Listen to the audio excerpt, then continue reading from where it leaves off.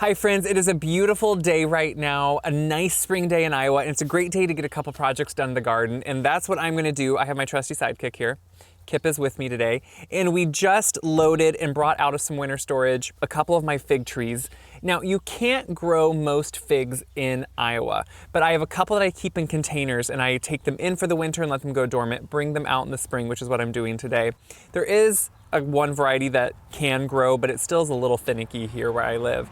So today is all about a few fun outdoor projects, bringing some things out of winter storage, planting some large Black Hills spruce that I just bought in the field around my house. So someday there's a little bit more of a shelter, some structure for some evergreens. And I thought we'd kind of just do it all together today. I'm gonna grab Kip here so he can be down with us. And I'm just gonna set him down. You know, when it starts getting spring, you have to really start watching the weather and knowing what's going to happen when it starts going back and forth between really cold days, really warm days. And we have been having a stretch here of really nice days that are, to me, perfect spring. So we're hitting 50s during the day. We're getting down to upper 30s or 40s at night.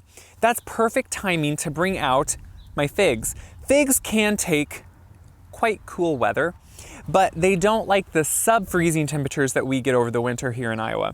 So when they just start to push out leaves is my favorite time to be bringing them out so they can harden that first growth off outdoors in the elements. So I thought we'd fertilize them, we'd bring them outside and set them out. So my figs go out in an outdoor kind of patio away from my house where I have a fire pit. I kind of keep my citrus out here when it's going. It's still too cold to bring out any of the lemons or orange that I have. This is also where I put things like a rosemary topiary, kind of more my fun stuff that I want to look structural and beautiful, but also just kind of be something I can use. And that's what these figs are, and this rosemary is. So figs in general, you know, there is mission figs, brown turkey figs. I think I have a zebra fig or a variegated fig here in one of these, and a brown turkey, I believe, in the other. And why I love them is I love figs. I love fresh figs, and they're a super hardy tree. They just can't take our sub-temperatures, but they do go indoors and go dormant, and that's my favorite thing. So I keep these above freezing but cool all winter with very minimal light and only watering about once a month. And that is enough that they lose their leaves, go dormant, and then when they start pushing these leaves out, that's when I hope I can bring them outside, because I want this growth to harden off out here in the cold, in the wind, in the sun, so it's ready to be outside. If they push their leaves out completely indoors, I'd really have to transition them outdoors slowly as to harden them off. But what I first want to do is actually fertilize them a bit, and then we'll set them out. So when it comes to fertilizing figs, there is citrus fertilizer, there is other fertilizers that you can use on a lot of traditional fruit trees I have in the ground. So I don't use the citrus fertilizer, obviously, on figs. I use more the tree fertilizer that I use on my fruit trees or some of my other actually just deciduous trees if I need to, and that's just the Espoma tree tone. So I really like tree tone because obviously it's organic, but it's more of an all-purpose fertilizer that I can use on lots of my fruits. I put it on my peaches, on my apples. It does really well on those, and it actually is just a nice way to feed these figs. You know, when something is in a container all the time, it doesn't have tons of nutrients just to be able to pull it from the ground or from the surrounding soil. So what we want to do is make sure we can give it something that it can feed on and just supplement that soil inside the container. I do repot these every few years and maybe trim the roots as needed or anything, but it's not a year I need to do that. So we're just going to start by fertilizing them. This is the fertilizer we're using. I really love, you know, everything about it, and it just works well, and it's one of those I feel good about. Now, I accidentally opened this from the bottom, so we're gonna be turning this upside down to use it. But what's great is I am just gonna use it upside down here, open it up where the hole started, and just like any of the other fertilizers, I'm gonna start sprinkling it on top, and you can go by the back of the bag for directions on how much, when you do it.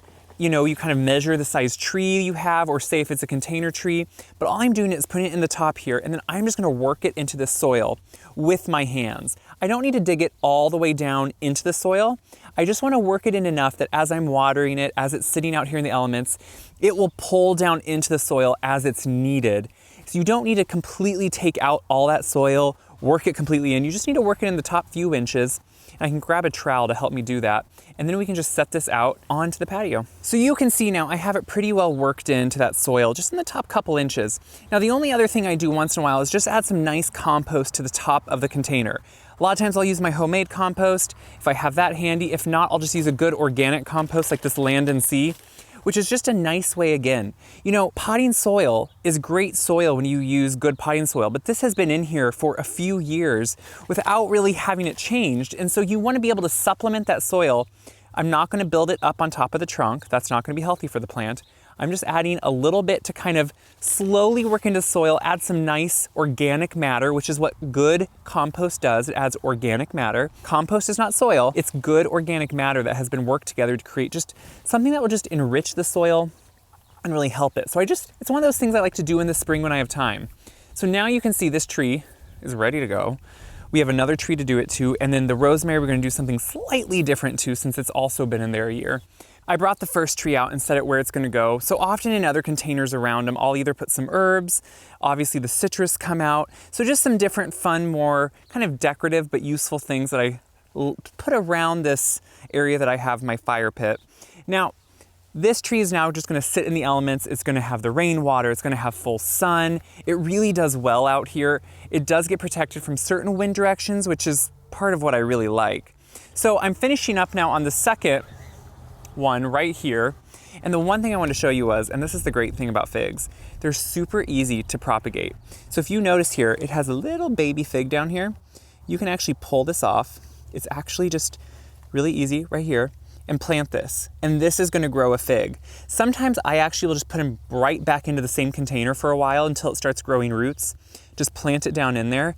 This is gonna keep growing. And it's best to do it when it's really early spring like this. And I still am gonna put some of that just good organic compost now on top too. Again, it's kind of acting almost as a mulch layer too. It's gonna feed the soil, but soon I will have a whole nother fig that I can plant. And that goes for if you wanna take a cutting from a fig, if you have a really established one with a nice canopy. This is a really young one, so you can see if I look up, it doesn't have a huge canopy yet, so I'm still letting it really get its size that it needs. So when it comes to rosemary, I also wanna kind of get this ready for spring.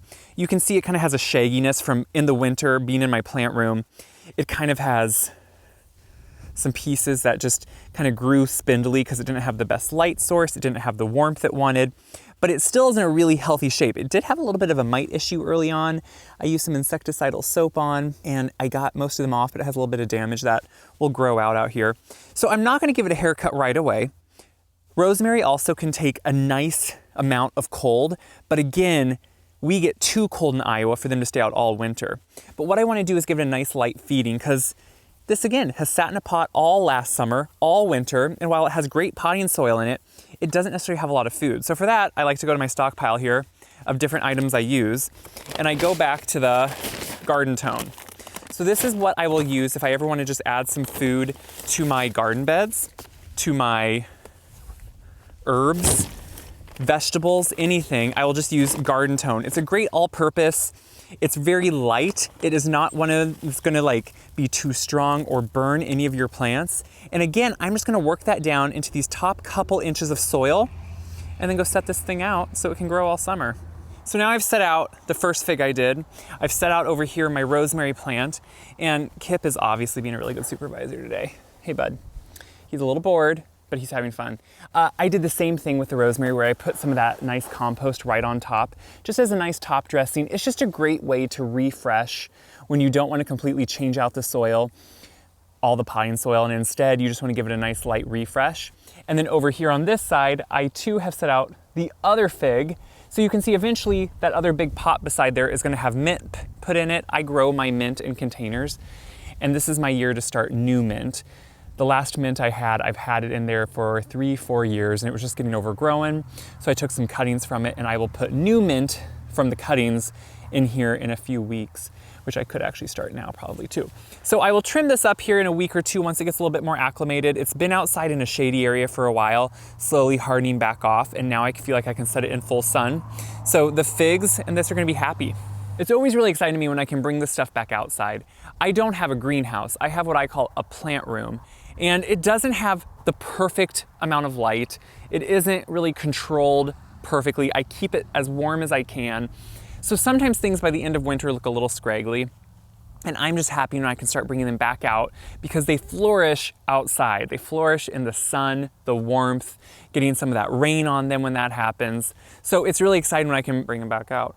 So these little bits of fertilizers and compost are just a great way to jumpstart their season here as they come back outside and really start growing. So let's go grab the black spruce and then we're gonna go out to the field where I'm gonna plant them. It'll take some time to dig the holes because they're big spruce, but that's fun. It's the good kind of work. It's the kind of working out I want to do.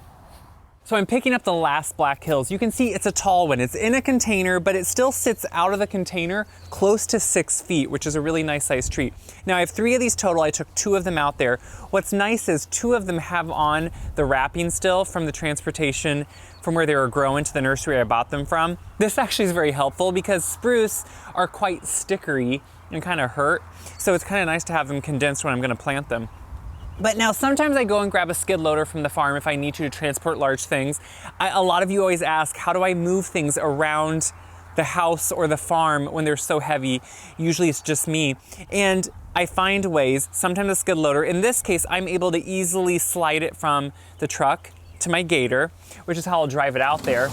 And then I just can plop it off the gator and drag it kind of where I want. So it just depends. I get help if I need help, otherwise I don't. But you can see that makes it pretty easy just to transport over. So what I'm gonna do now is take this on out to the field. I'll show you how I'm spacing them out in the field and just kind of how far apart I wanna do them, which all depends how you want them to grow. So let's go on out there and we'll see what we're doing. You wanna come, Kip? Come on. You wanna go on a ride? You wanna go on a ride? Let's go see, come on. Go there.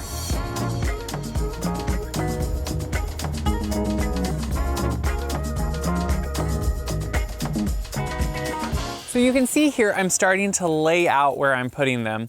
This was what I recently planted, you probably saw, with a prairie mix of grass. And it hasn't quite started. There's some germination I'm seeing now throughout, which is really good. So hopefully soon this will be green. The field has not been planted yet either. So what I'm doing right now is spacing out how I want these. Now, Black Hill spruce, they can get very large. They can grow in a lot of climates. They can grow in a lot of soil types. I here have a really nice black, rich soil. It's loamy, it drains really well in this spot. It's full sun, obviously. And in the winter, they're gonna get the brunt of the north winds, which is okay for them. They do really well with that. And I'm roughly separating them by about 16 foot because I want them someday in their mature size to overlap slightly and create almost like a corner windbreak to my property and kind of just be a nice cohesive, not fully like wall, but you can go anywhere, 16, you can go down if you want to, but 16 to 20 foot usually apart is going to give you still some delineation in seeing the peaks of the trees separately, but slowly have them grow into each other a little bit, which to me is nice. That's kind of the point, unless you want them like a specimen by themselves. So I have a foot meter, which just means I can run this thing across the ground and see roughly, I mean, not roughly, it's exact, but where 16 feet will be. So that way I don't have to guess it. I don't have to have a tape measure or anything. I can just take this, get to 16, which is right here, make a mark where I know. I'm not too worried. You're not gonna really ever notice major differences. And I'm only offsetting them slightly. Now these would be a great windbreak tree. If you wanted to do like 2 rows of them, you could offset the rows, do it about 18 foot apart. If you want to do one single row, about 16 foot apart probably. So it just depends how you want to do it. Now, what I do at this point is make sure no one's around me. But then when I get over here, I just pull it out. It's a big enough pot, I'm not worried. Let it drop onto the soil. And then I can just drag it over to my spot. Now, if I would need to, you should get help on big things. It just depends what you're comfortable with, what you can do. But this is now roughly, and then I'll eyeball it. I'll eyeball where these trees are placed and start imagining as they grow, is this where I want them? So I'm gonna step back, look at them a little bit, make sure, and then we'll start digging a hole.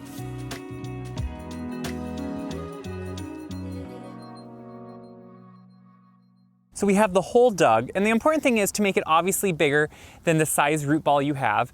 Up to 2 times. I don't always go the full 2 times bigger, it just depends. Now, while this is really nice, rich soil, no rocks, no clay up here, it sounds perfect. It is really nice, but it can be pretty compacted here because this used to be farmed just like the rest of the field around me. So it had heavy equipment driven on it over the years. you know, it isn't always, it takes a little bit sometimes to dig a hole with some big clods up here. So what I do want to do, you can see this root ball is actually very nice. Its roots are not really circling, they're not too tight, and just me taking it out of the container broke up the bottom a little bit, and I like that. I'm not going to do anything further to this. It has a really light medium soil in it that's really loose. So I think the biggest thing I always stress is when a tree is grown in a container, it's going to take a lot more watering over the course of the growing season than a tree that comes in burlap and is big, bald, and burlap. So when I plant a tree that's in a container, I just know I have to watch a lot closer because the soil it's growing in is a lot lighter, looser, it drains really well, which is what they need to grow them in here. So I'm just gonna have to watch it closer over the growing season because out here in the elements, it'll dry out pretty quickly. So what I do want to do, even though I have great soil, is amend it just slightly. And I'm going to do that with just the organic land and sea compost from Espoma. I a lot of times will use my own compost, but if I can't easily bring it with me, like I said, I like to just use a great product that's organic that will just slowly add some great organic matter to the soil, which is what this is going to do. Just like it did in those containers I planted with my figs and my rosemary, it just adds that. And so here you can always mix up to 50% compost with your native soil. You definitely want to use some of your native soil because the tree has to get used to that. So I'm going to actually sprinkle in some here. And then the rest here, I will put around the tree when I plant it in this hole. What I also want to make sure I put down in here is the biotone that I put in anything I plant outside. Biotone is like, in my head, a starter fertilizer. It's the prebiotics pretty much for the tree that will help it really start just having its roots be stimulated and active and want to grow into this hole. So now what I'm going to do is set the tree in place, make sure height-wise it's correct. Now that it's out of its container, I can pretty easily get it over there. And so the big thing now is just to make sure it's not too deep. You never want to plant a tree too deep. That really promotes suffocation. Its roots can't get the oxygen they need. So you really want to make sure it's never deeper than it currently is growing, which this one is just about perfect. I can put a little bit of soil under this side where it was a little bit uneven. But now you can see, once I have the soil put back around it, slightly higher than the native ground, which is what I want. Because anything is going to settle once you displace all the soil. This tree will settle a little bit with rainwater, with anything. So what I'm going to do now is finish backfilling with my compost and mix it in with this native soil and then move on to the two others.